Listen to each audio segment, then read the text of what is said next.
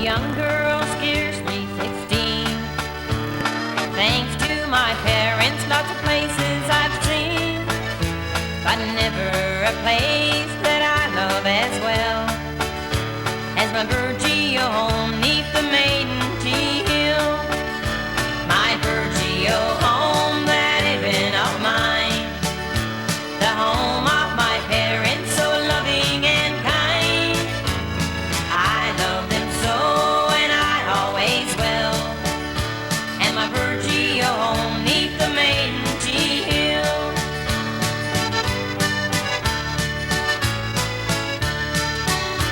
The harbor's so pretty in the morning sunshine, as the seabirds and robins their sweet notes entwine. But fishing goes shiny in the water so still, here in my home 'neath the maiden tea hill. When I had trouble or if I was sad, I always found comfort from good friends I had. They knew that I loved them and I always will. And my Birdie home 'neath the maiden tea hill. My Birdie home, that heaven of mine, the home of my parents, so loving and kind. I love them so, and I always will. And my Birdie home 'neath the maiden tea hill.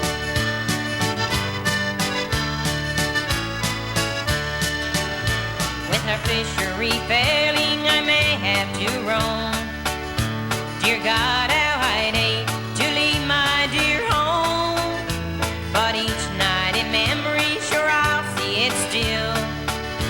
My Birdie home 'neath the maiden tea hill. My Birdie home, that heaven of mine, the home of my parents, so loving and kind. I love them so, and I always will. And my Birdie home 'neath the maiden tea hill.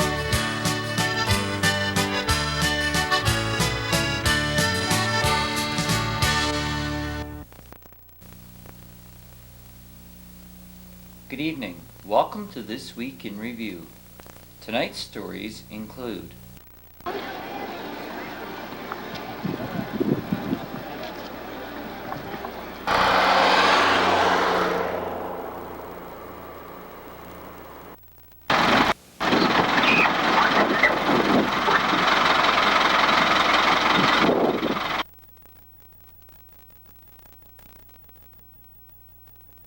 these stories and more coming up after this.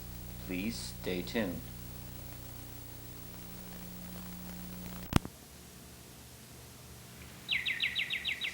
I sometimes has to leave town unexpected, like on business. Yeah, business. But I make sure my house is safe.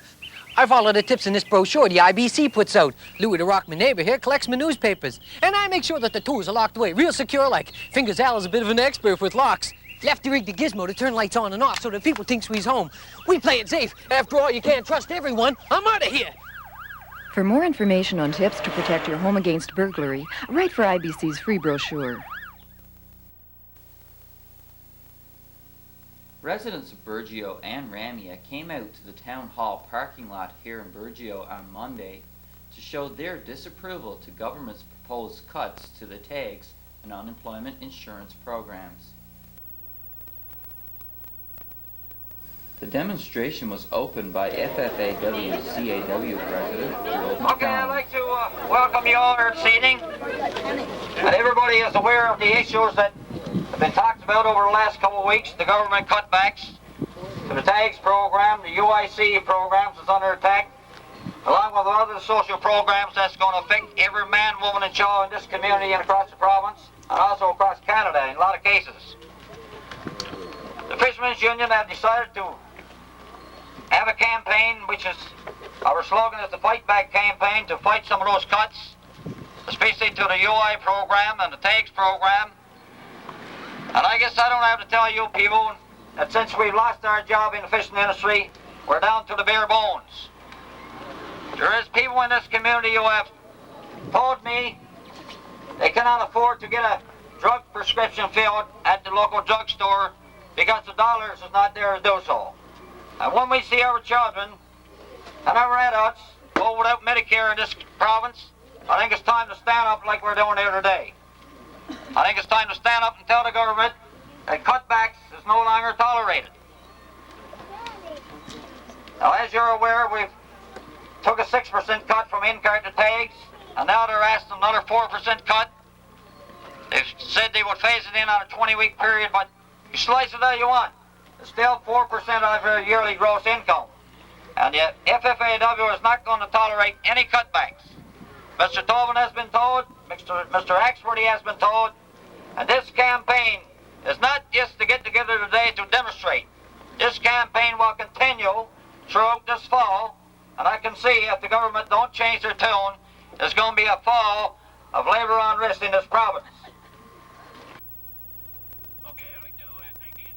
Bill Bowes addressed the gathering on behalf of the inshore fishermen. Demonstration today, and like Drew said, it is a peaceful one. And if the government don't change its mind, like Drew said earlier, that then we should, be getting more, apply more pressure, whatever way it takes to get these changes made. With the proposed cuts, I don't know if people are aware of it, but with the proposed cuts that's in place right now, or what they're talking about bringing in place in the 1st of November, even the people that's at the minimum rate of $200 per week is looking at a $40 cut in each check that it receives from now up until the last November. And that takes in all of the winter months. And I don't think there's anybody around this community or anywhere else in Newfoundland can take that kind of a cut, especially in the wintertime. And even from the community, so we're not only just asking you people as union members, but everybody else in the community, businesses alike. They should be getting on the phones and calling the MPs and MHAs and let them know what's going on, because this, even there in Burgeo alone, this cut is going to take $300,000 out of the economy. And I mean, that's your property taxes or lots of your groceries. So that's got to be stopped. Town manager Doug Kendall was also on hand to have a few words on behalf of the town. Friends, neighbors, on behalf of the town, I'd like to welcome everyone out.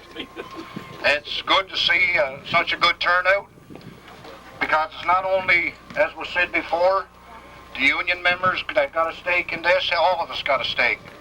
The cuts not only in tags and UIC, but also in our health care. And I'm very familiar with that, being a member of the Western Memorial Hospital Board. I see it almost every meeting that I go to. The government wants to cut the budget, and it's the same all over. I'd like to, on behalf of the town also, to extend a special greeting and welcome to Father Desmond McGraw. I had the opportunity to meet Father McGraw some years ago, and every time that something of this nature comes up, we find that he's always there, ready not only to help us here in Burgeo, but right across this province and for the good of all the people of this country. I bring greetings on behalf of Mayor Blaine Marks. As Gerald indicated, he couldn't be here today, but he sends his support and best wishes. We fully support your efforts of what you are trying to accomplish, what we are all trying to accomplish, because this affects all the people of Burgeo, all the people in the province of Newfoundland, especially in Atlantic Canada and right across the country. Guest speaker for the event was Father Diz McGraw.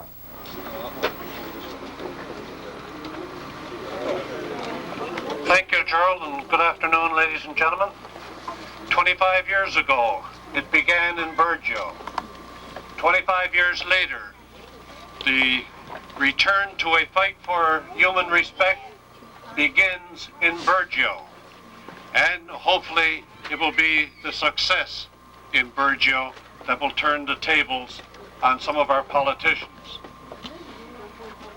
When I looked around today coming here, I can see some major changes in 25 years to the community of Burgeo. I think everybody who's at least 30 or 40 years old will attest to the improvements that have been made here. And then when I look at a lot of the younger people, the older teenagers and the younger people that are here at the rally today, I realize that they weren't even born when the major struggle for recognition took place here in this community of Burgeo. Already this morning in Bonavista, 3,000 people turned out to a rally. In Harbour Grace, 2,000 people turned out to a rally. In Marystown, over 2,000 turned out to a rally. I haven't got the numbers from the other communities of St. Anthony, Lassie, and so on. But this is a start of a campaign to fight back. Even as I speak now, the government is showing signs of wavering. I happened to be at meetings in Ottawa last Thursday and Friday of last week, and we have had meetings with some top-level people from the Human Resource and Development Department, and I can tell you that this kind of a protest of ordinary citizens coming out in the dead of summer to show their support against changes and cutbacks in our medical system, in our unemployment insurance, in our tags benefits, is a very real grassroots movement in this province and in Atlantic Canada. The meeting that I was at was with a group of people known as the Canadian Council of Professional Fish Harvesters.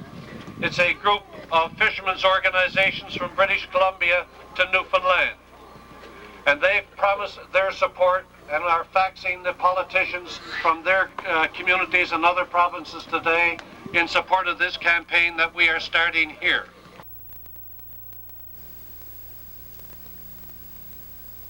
Union President Gerald MacDonald told BBS that he was pleased with the turnout. The turnout, we had between, my estimation was between 500-600 people, so we were quite pleased with that turnout here today. Okay, so where do you go from here? Well, I guess if the politicians don't change their mind and on the cutbacks that they've proposed, then certainly there's going to be a campaign that's going to continue over the fall, and I suspect that the residents of Burgeo will be going to Corner Brook or Stephenville for the next protest, and hopefully we don't have to do that, but if worse comes to worse, we will certainly go, and next time it won't be as gentle as this one. Okay, so if you go to Corner Brook or Stephenville, where would you be protesting in there? Well, in the Corner Brook area, certainly Minister of Fisheries, Mr. Tobin, has an office in there, and in Stephenville, our MP, Roger Simmons, has an office in there, so those would be the two targets that we would aid for the next time around. Okay, Father McGraw, do you feel that you got your message across to the people here in Burgeo today? Yes, I think so. There's been what I referred to once before, the cancer of inactivity. I think a lot of Newfoundlanders are just sitting back waiting for somebody to do something. And now the union is showing the leadership, and we can see by the turnouts around the province today that the place is ready to blow up if the government continues on its present trend of cutbacks and accusations and blaming the workers for all the ailments that they're experiencing today. So yes, I think it was a very successful meeting. Okay, in addition to the tags cuts, you're also fighting to protect the unemployment program. Why have you decided to tackle this problem as well? Well, once again, there seems to be across the country an attack on seasonal workers. And these attacks have been organized and orchestrated by full-time and bureaucratic employees in Axworthy's office in Ottawa.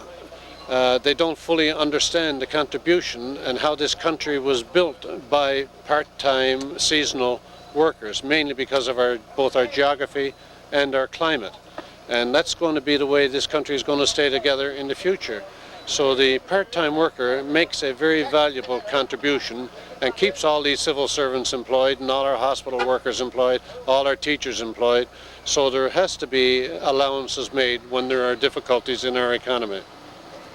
Okay, Joe, you also mentioned earlier, a few weeks ago, you asked people to contact Roger Simmons' office. Have you had any response from Roger Simmons? Dave, as a matter of fact, I just received 2 letters from Roger Simmons, so I haven't had a chance to open them, so I really don't know what's on those letters, but up to this point, I haven't received anything, any definite information from Roger. As you're aware that he government has changed their tune and going to spread this cut over a 20-week period, which that's still not tolerable. We don't tolerate that. What we're saying is no cuts. We've took our cuts, and the only way out of this one is no cuts at all. Okay, is there anything that either of you would like to add? Well, I'd like to congratulate the people of Burgeo. It has a history of sticking together and giving leadership to the province, and I just hope that they continue to do so in this present crisis in the fishery. Well, once again, Dave, I want to thank the people for coming out here today, and I also want to thank the people of Ramio who came over and showed their support. And I also want to thank Father Diz for taking the time to come to Burgeo and spend this evening with us. Okay, we'd like to thank you, Father McGrath and Mr. McDonald, for taking time out of your schedule to speak to us. You're welcome, Dave. More than welcome. Take care.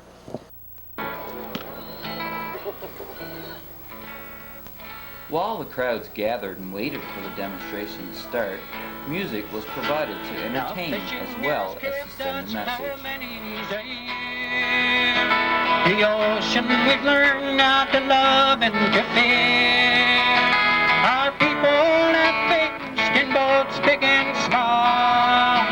Now the scientists tell us there's no fish at all.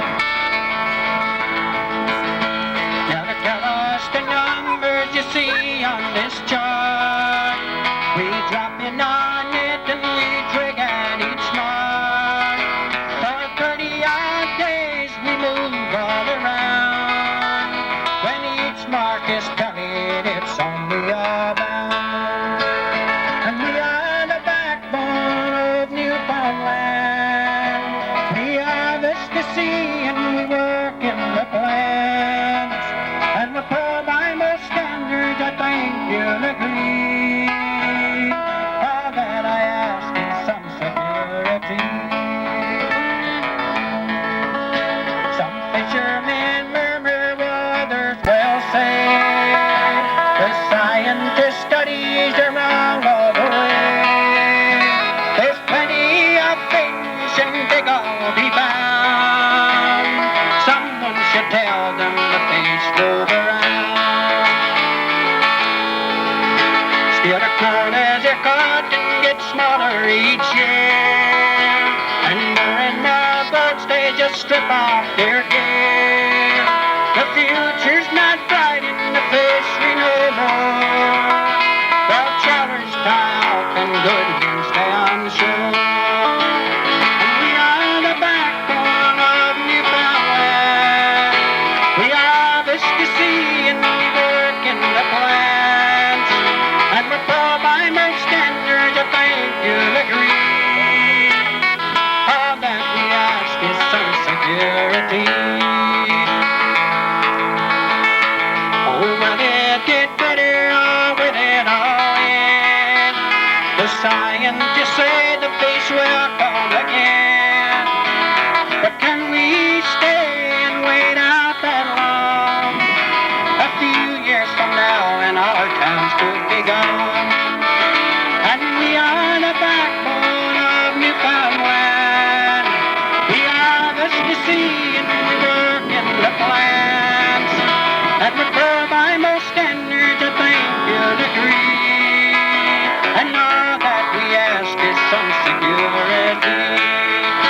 Yeah, we are the backbone of Newfoundland.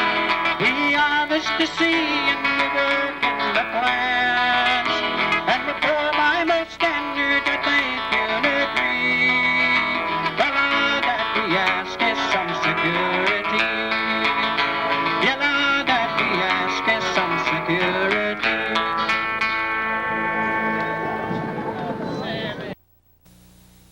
We've all heard the expression, you don't miss something until it's gone. Well, this statement was appropriate this past week as residents of Burgeo had to go without power from 9 a.m. to 3 p.m. from Tuesday to Friday.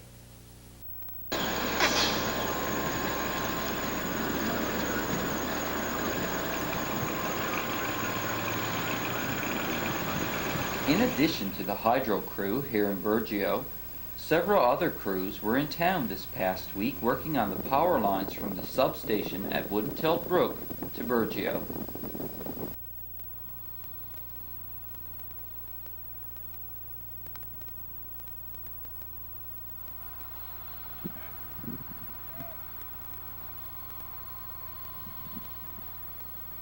They were busy installing anti-galloping devices on the wires.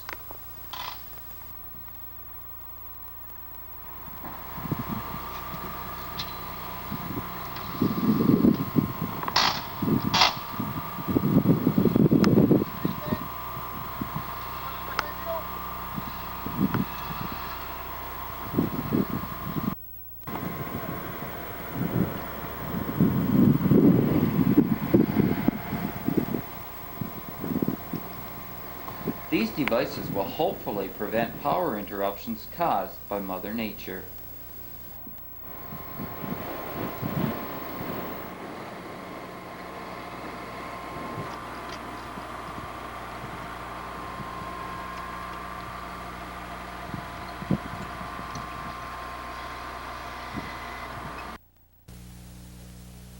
Traffic was detoured this week as town council workers were busy repairing a water line in one of Burgio's busiest streets.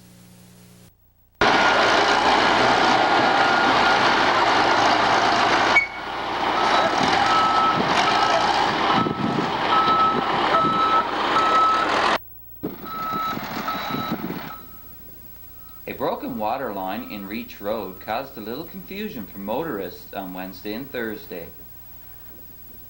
Traffic was detoured along the side of the road near the residence of Ayward Young as council workers repaired a water leak in the main water line where it branched to a household in that area.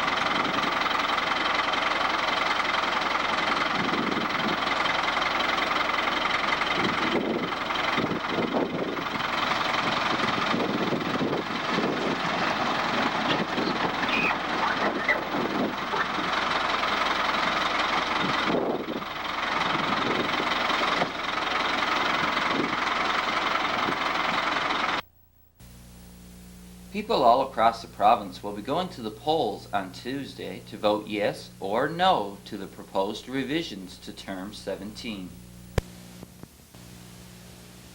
Polling stations will be set up in the Anglican Parish Hall and the United Church Hall. Residents of Messers, both sides of the road down to the residence of Frank Han, and all areas on the right-hand side of the road from Frank Han's to the Federal Building, including Muddy Hole, Furby's Arbor, the Beach, etc., have to vote in the United Church Hall. Residents in all other areas will vote in the Anglican Parish Hall as in previous years. A.J. Matthews School is looking for TAGS recipients who plan to choose COP as their action plan. If you fall into this category and are willing to work at the school for 20 hours a week in the computer lab, library, classrooms, or helping with students, you're asked to contact Doreen Benoit at 886-2543 or 886-2483 as soon as possible. The school needs your assistance. Stay tuned for more of This Week in Review coming up after this. This is Megan of the War Amps Child Amputee Program. She lost her arm in a car accident.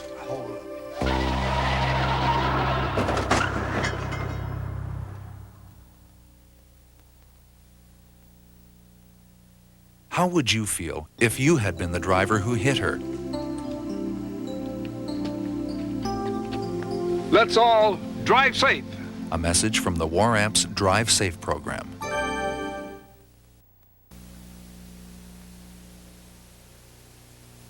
The provincial government recently awarded 3 scholarships in each electoral district. In the district of Burgeo-Bay d'Espoir, the scholarships went to Andrew Marsden of Francois, Jennifer Cutler of Ramia, and Brent Billard of Burgeo.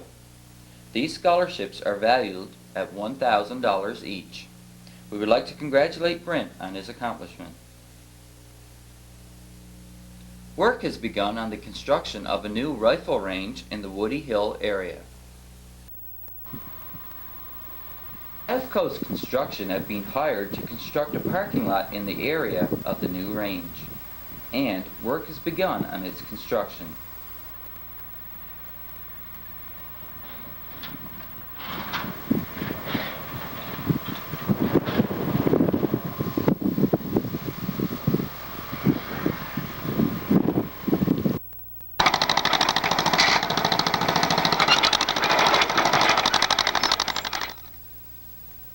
The new rifle range is necessary because of the deterioration of the old range.